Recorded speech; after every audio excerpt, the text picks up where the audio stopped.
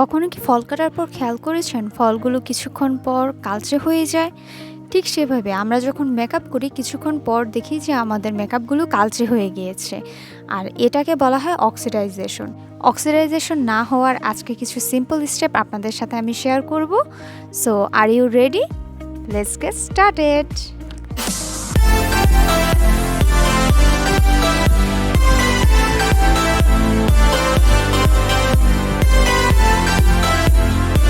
আসসালামু আলাইকুম and hello everyone, কেমন আছেন আপনারা সবাই? আশা করছি অনেক অনেক ভালো আছেন। আমিও ভালো আছি আলহামদুলিল্লাহ। সো আপনারা দেখতেই পাচ্ছেন আমি আমার ফেসটা পুরোপুরিভাবে ক্লিন করে নিয়ে এসেছি এবং আমি আমার ফেসে কিন্তু অলরেডি টোনার অ্যাপ্লাই করেছি। আপনারাও টোনার অ্যাপ্লাই করবেন এবং তারপর আমি আমার ফেসে একটা ময়শ্চারাইজার ইউজ করছি। কখনোই আপনারা ময়শ্চারাইজারটা স্কিপ করবেন না। আমি আপনাদেরকে বলবো অলওয়েজ যদি আপনার ফেসে কিছু দিতে হয় তাহলে ময়শ্চারাইজারটা দিবেন। ময়শ্চারাইজার কখনোই স্কিপ করা যাবে না, কোনোভাবেই করা যাবে না। তারপর আমি এখানে ইউজ করছি প্রাইমার। আপনার প্রাইমারটা অনেকে ইউজ করেন না আর চান যে আপনাদের ফেসটা যাতে পুরো অল ডে সেট থাকুক। আমি বুঝি না কেন আপনারা এমন করেন। প্রাইমারটা অবশ্যই ইউজ করবেন। আপনাদের যদি অয়েলি স্কিন হয় তাহলে ম্যাটিফাইং ইউজ করবেন, আর যদি আপনাদের ড্রাই হয় তাহলে চেষ্টা করবেন যে হাইড্রেটিং টাইপ একটা প্রাইমার ইউজ করতে। তাহলে আপনার ফেসটা পুরো অল ডে ময়শ্চারাইজ থাকবে, হাইড্রেট থাকবে, তাহলে আপনার মেকআপটাও অল ডে সেট থাকবে। আর যদি আপনার পোরসগুলো অনেক বড় বড় হয়ে থাকে তাহলে পোর ব্লার যে প্রাইমারগুলো আছে সেগুলো ব্যবহার করবেন। এতে করে আপনার পোরসটা ব্লার থাকবে, প্লাস আপনার মেকআপটাও একটা সুন্দর ফিনিশিং, একটা স্মুথ ফিনিশিং হয়ে থাকবে। তো আমি আমার প্রাইমারটা অ্যাপ্লাই করে নিলাম। এবার আমি আমার ফেভারিট ফাউন্ডেশনটা ইউজ করব। এই ফাউন্ডেশনটা কিন্তু একটু অক্সিডাইজ হয়, আর এই কারণেই আমি আজকে এই ফাউন্ডেশনটা চুজ করেছি আপনাদের দেখাবো বলে। সো আমি ফাউন্ডেশনটা কিছুটা পরিমাণে আমার গালে নিয়ে নিচ্ছি, আর এটাকে আমি আগে পুরো ফেসটাতে ভালোভাবে ছড়িয়ে নিব যাতে করে আমি একটু ভালো কভারেজ পাই, আমার স্পঞ্জটা যাতে বেশি প্রোডাক্ট অ্যাবজর্ভ না করে ফেলে। আর এইটা যেহেতু ফুল কভারেজ একটা ফাউন্ডেশন আর খুবই সুন্দর একটা ম্যাট ভেলভেটি একটা স্মুথ ফিনিশ দেয়, সো এই ফাউন্ডেশনটা আমার অনেক বেশি পছন্দ। তোমরা যারা জুভিয়াসের ফাউন্ডেশনটা ট্রাই করোনি, আমি বলবো একবার হলেও ট্রাই করে দেখবে। সো আমি কিন্তু হাতে কিছুটা অংশ ফাউন্ডেশন নিয়ে নিয়েছি, আর এটা নেওয়ার কারণ হচ্ছে আমি গলায় অ্যাপ্লাই করব। তোমরা যারা মেকআপ করো তারা অনেকেই আছো যারা গলায় মেকআপটাকে অ্যাপ্লাই করো না, তখন কিন্তু তোমার ফেসের স্কিন টোন এক কালার আর গলার স্কিন টোন আরেক কালার হয়ে যায়, তখন দেখতে কিছুটা বিচ্ছিরি লাগে। সো যখনই যে শেডেরই ফাউন্ডেশন অ্যাপ্লাই করো না কেন, অলওয়েজ ট্রাই করবে যে গলায়ও তোমার ওই সেম শেডেরই ফাউন্ডেশনটা অ্যাপ্লাই করার এবং সুন্দরভাবে সেট করার। তারপর আমি আমার স্পঞ্জটাকে ভালোভাবে চিপে একবারে পানি বের করে দেন এই স্পঞ্জটার সাহায্যে খুব সুন্দরভাবে আমি ব্লেন্ড করে নিচ্ছি। আর তোমরা কভারেজটা দেখতেই পাচ্ছ। অনেকেই হয়তো আমাকে বলতে পারো আপু এত হোয়াইট ফাউন্ডেশন আপনি ইউজ করেছেন, সো কেন ইউজ করেছি এটা ভিডিও লাস্টে আমি তোমাদেরকে অবশ্যই বলবো। সো আমি আমার ফাউন্ডেশনটা সুন্দরভাবে আগে ব্লেন্ড করব, কারণ যদি ফাউন্ডেশন সুন্দরভাবে তোমরা ব্লেন্ড না করো তাহলে এটা প্যাচি দেখা যাবে, আর ফাউন্ডেশনটা যদি শুকিয়ে যায় তখন তো ব্লেন্ড করা একদম ইম্পসিবল হয়ে যায়।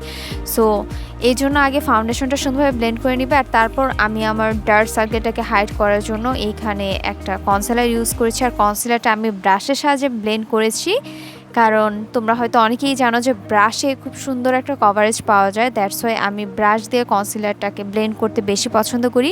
তারপর স্পঞ্জ দিয়ে আরেকটু সুন্দরভাবে ব্লেন্ড করে ফেলি, এতে করে আমার মেকআপটা খুব সুন্দরভাবে বসে যায় আমার স্কিনে। আমাদের ফাউন্ডেশন অক্সিডাইজ হওয়ার আরেকটা কারণ হচ্ছে আমাদের ফাউন্ডেশনে এমন একটা উপাদান থাকা যেটা কিনা আমাদের ফাউন্ডেশনটাকে ধীরে ধীরে কিছুটা ডিপ করে দেয়, আর সেই উপাদানটি হচ্ছে টাইটানিয়াম ডাইঅক্সাইড। এখনই যাও তোমার ফাউন্ডেশনটা চেক করো যে তোমার ফাউন্ডেশনে এই ইনগ্রেডিয়েন্টটা আছে কিনা। আমরা অনেকেই আছি যারা কিনা ফাউন্ডেশনের মধ্যে ইনগ্রেডিয়েন্ট টেস্ট একদম চেক করতে চায় না। ফাউন্ডেশনে যদি এই উপাদানটা থেকে থাকে তাহলে তোমাদের ফাউন্ডেশনটা অক্সিডাইজ করার চান্সেস আছে।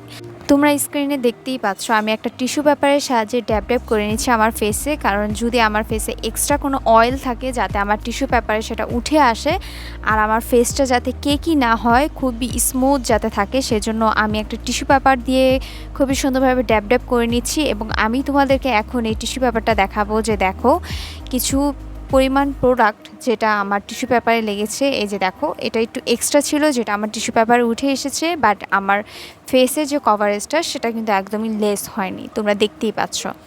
সো তারপর আমি আমার ফেসটাকে এখন সেট করবো একটা লুজ পাউডারের সাহায্যে। আর লুজ পাউডারটা ইউজ করার টেকনিক আমি এর আগেও তোমাদেরকে দেখিয়েছিলাম, আবারও তোমাদেরকে দেখাচ্ছি।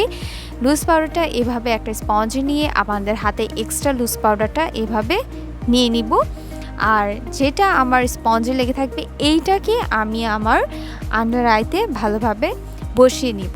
এটা করে কি হবে, তোমার ফেসে এক্সট্রা কোনো লুজ পাউডার লাগলো না এবং তোমার ফেসটা বেশিক্ষণ পর্যন্ত সেট থাকলো। একটা কথা অলওয়েজ মনে রাখবে যে লেস ইজ মোর। তুমি যত গাদা গাদা প্রোডাক্ট তোমার ফেসে দিবে তত তাড়াতাড়ি তোমার ফেসটা ক্র্যাক করবে, প্লাস তোমার ফেস একদম ফেটে ফেটে যাবে ফেসের মেকআপগুলো। সো খুবই ট্রাই করবে যে যাতে অল্প প্রোডাক্ট দিয়ে খুবই সুন্দরভাবে ফ্ললেস একটা বেস মেকআপ যাতে করা যায়, এইটা ট্রাই করবে। এবং আমি সবসময় ট্রাই করি যে আমি যখনই কোনো মেকআপ করি না কেন খুবই অল্প প্রোডাক্ট ইউজ করার, যাতে করে আমার ফেসটা ক্রিজ না করে, কোনোভাবে না ফেটে যায় এবং আমার ফেসটা যাতে অল ডে স্মুথ থাকে। আমি খুবই মিনিমাম লুজ পাউডার অ্যাপ্লাই করেছি এবং এইটুকু লুজ পাউডার আমি একটা ব্রাশের সাহায্যে সুন্দরভাবে ঝেড়ে ফেলে দিব। সো তারপর তোমরা দেখতে পারবে যে আমার ফেসটা কতটা স্মুথ লাগছে। এবং এইভাবে যদি তোমরা তোমাদের ফেসটাকে সেট করো, আই থিঙ্ক তোমাদের ফাউন্ডেশন একদমই অক্সিডাইজ করবে না। এখন আমি তোমাদেরকে আরেকটা টিপস দিই। অনেকে আছো যাদের ফেভারিট ফাউন্ডেশনটা তাদেরকে অক্সিডাইজ করে এবং তোমরা এই ফাউন্ডেশনটা অনেক অনেক বেশি পছন্দ করো, বাট ফাউন্ডেশনটা কিছুক্ষণ পর তোমাদের কালো হয়ে যায়। সো তখন কি করতে পারবে, তোমরা তোমাদের স্কিন টোন থেকে 2 শেড লাইট ফাউন্ডেশন নিতে পারো, যাতে করে ফাউন্ডেশনটা যদি অক্সিডাইজও হয় তাহলে তোমাদের স্কিন টোনে ফিরে আসবে। আরেকটা কাজ করতে পারো, তোমরা যদি তোমাদের যে কনসিলারটা ইউজ করবে সেটা যদি একটু লাইট শেডের ইউজ করো। যদি তোমাদের ভিডিওটা ভালো লেগে থাকে চ্যানেলটা সাবস্ক্রাইব করে নিও এবং ভিডিওতে একটি লাইক দিতে ভুলো না। কেমন লাগলো নিচে কমেন্ট করে জানাতে পারো। দেখা হবে পরবর্তী ভিডিওতে, ততক্ষণ পর্যন্ত ভালো থেকো সবাই, টাটা।